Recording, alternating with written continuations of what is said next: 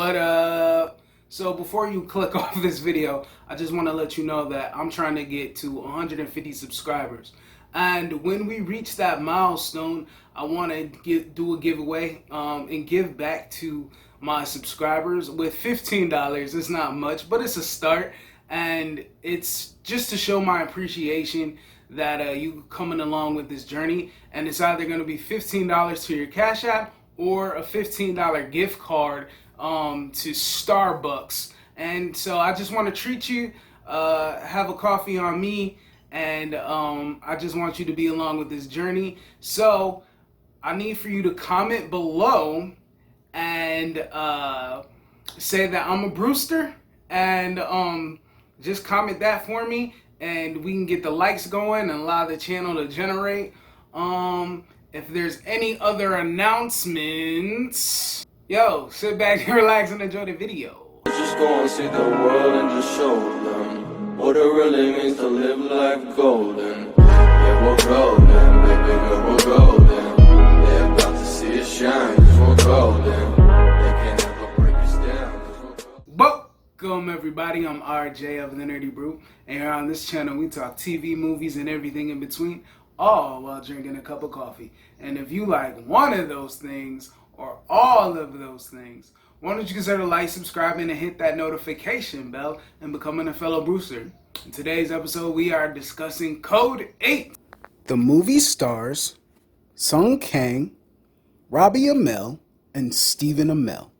Directed by Jeff Chang. So, to be honest, everything that I'm reviewing is to grow the catalog, just to have more content on the channel so more things could be circulated.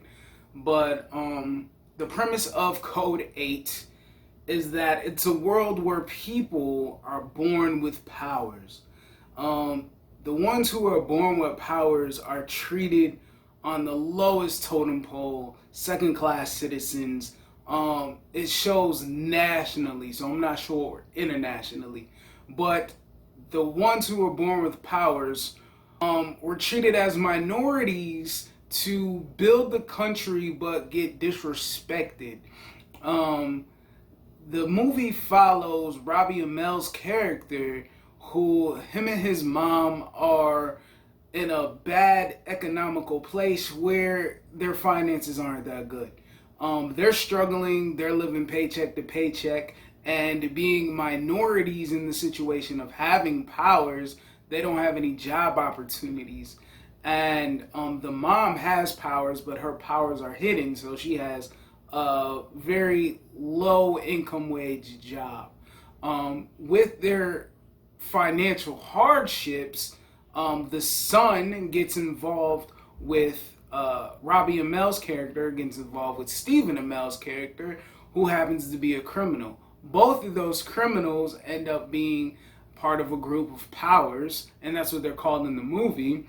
And it starts off as heist, but you know, Stephen Amell is underling of a bigger gangster played by Greg Burke, who is owing another bigger gangster entity a lot of money. So what they're doing is trying to do heists with their powers to pay off their own bills and debts, and also satisfy the debts of the gangsters so they don't end up getting killed.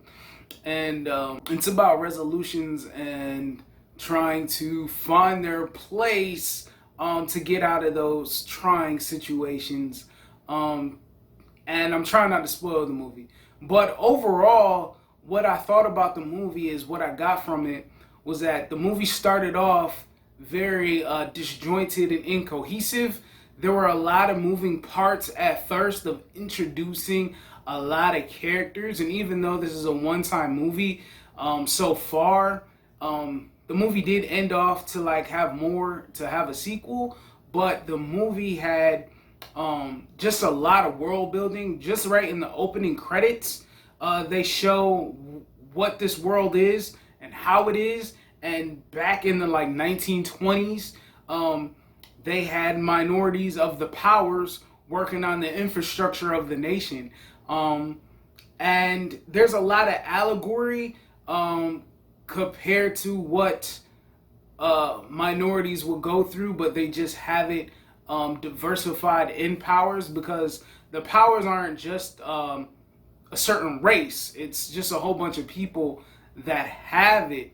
So Robbie Amel's character, he goes to work, but he works at like construction, but the construction is more along the lines of like someone who's working at Home Depot who gets picked up by a contractor, and it's very little money, and the guy who's offering the job isn't that nice of a guy, excuse me. And so they he knows that he needs the money because, just to be honest, just to get it out the way, minor spoiler, his mom is sick. So he needs the money for her treatment. And he sees that this dirty money is that good money, so he started going for it really quickly, working with Stephen Amell. And the thing about it is, with the whole allegory, is like it shows a police state. It's like in the distant future, not so distant future, the near distant future. It shows a police state, and we could definitely talk about that now, can't we? Of show your ID, and we need the ID, show yourself, and you can definitely just get in trouble for having those abilities. As the movie moves along, it further develops the characters on the situations that you find themselves in the beginning of the movie. And after the fact, they, I'm not going to necessarily say after the fact, but as the movie goes along, it's how do we get these people from point A to point B? And as I said, it's a little bit disjointed, but by the third act, the end of the movie, everything's smoothed out to have a better overall arching story. But the movie did end. There are certain things, messages that, basically inevitability of death. It's gonna happen. That's basically the biggest theme that run through the movie, is like dealing with loss. There's a lot of people in the movie that die, and it's the repercussions of death, and preventing death, and acceptance of death, and having a dead loved one.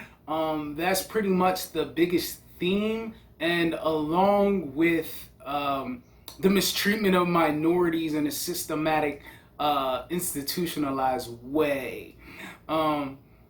And overall, if you have nothing else to watch, and you've binged all that you can binge, and you're wanting to watch something interesting, but it doesn't take a lot of mental work and not a lot of emotional drag, this movie is fine. All in all, I give this movie a 6.2 out of 10.